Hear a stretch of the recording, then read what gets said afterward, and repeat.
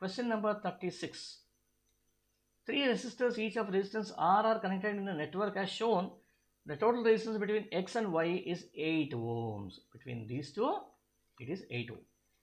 Okay. And then what is the value of R? So if I take these two resistance, they are in series. What will be this resistance? I can now write the circuit like this.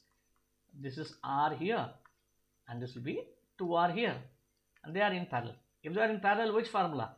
I can now write 1 by R plus 1 by 2R is equal to 1 by R total. What is 1 by R total? R total is 8. So I'll write 1 by 8 over here. So if let me simplify this. This will now become 1 by R into 1 plus 1 by 2 is equal to 1 by 8. 1 plus half is 1.5, right?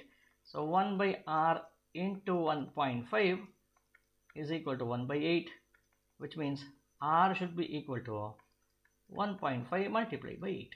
What is 1.5 multiplied by 8? This should be 8 5s are 40, 4 8 1s are 8, 12. So answer should be 12 D.